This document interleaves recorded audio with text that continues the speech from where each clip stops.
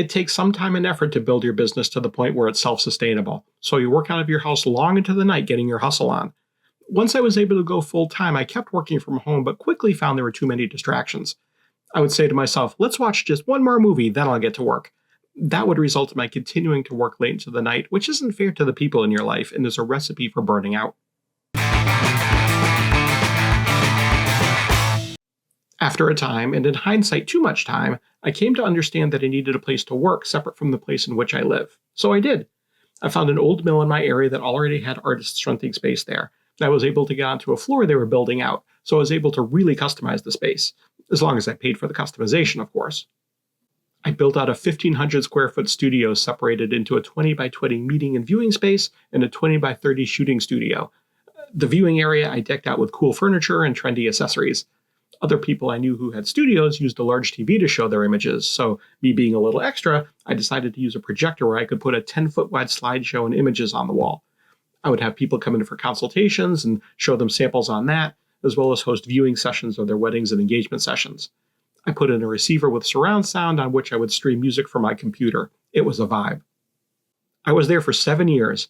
I was very comfortable there, and the working in one place and living in the other was working out well.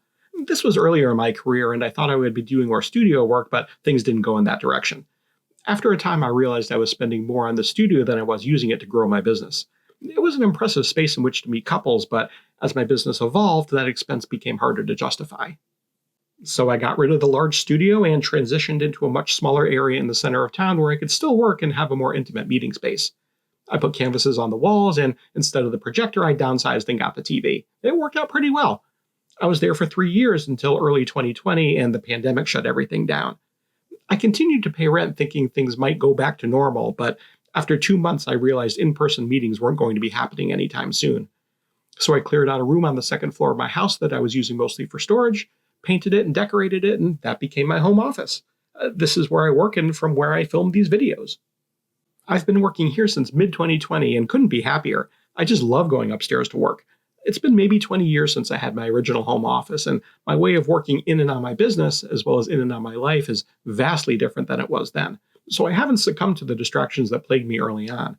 Where the physical separation of where I lived from where I worked was exactly what I needed at that time, as I gained more experience and lived more life, I'm able to set priorities and create routines that help me balance all the things better than I used to.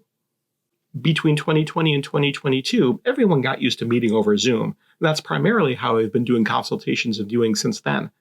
In the post-pandemic world, people seem to appreciate not having to go out to meet another person. I imagine it's similar to why people prefer to work from home rather than going to an office. If you're disciplined, you can get as much, if not more, work done in a space you're comfortable in.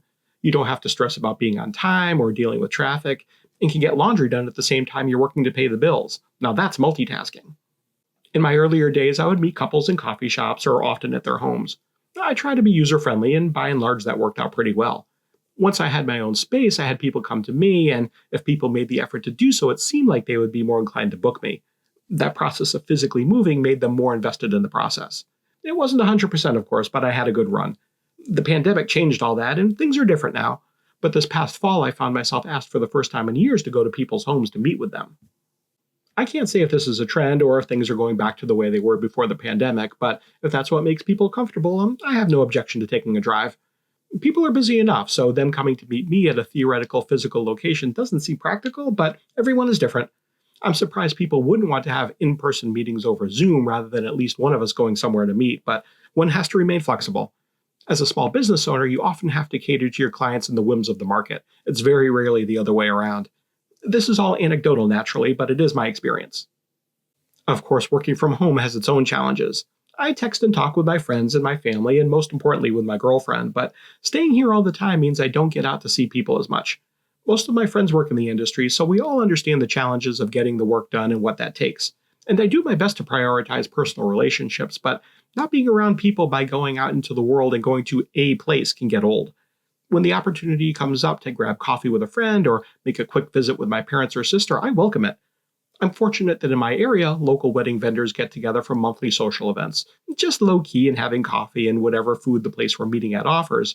But as someone who sits at this desk most days, having some face-to-face with people who understand what you do is pretty valuable. Spending time with my family, my friends, and my significant other is what I'm trying to prioritize. Is that easier to maintain now compared to how I used to do it? For me, the answer is unquestionably yes. There are times I miss having a cool, stylish space to go to and meet clients in, but as someone who isn't a studio photographer, I couldn't have that space generate the income to pay for itself, let alone have it be a profit center for my business. I know people who do that very well, and my hat is off to them. We each have our own path, and the way in which we work and the way in which we live is unique to each of us. At this stage in my life, I feel like I have a reasonable balance. How about you? If you work from home, what are the benefits to your life from doing so? And how do you overcome whatever challenges there might be by being at one location all the time? Let's have a discussion in the comments below. Thank you for watching. I appreciate your spending a few minutes with me. If you like this kind of video, please like and subscribe. It really does help with the algorithm. If you'd like to see more videos like this, check out this other one I made for you. This is Ask a Wedding Photographer. I'm Seth K, and I'm here to help.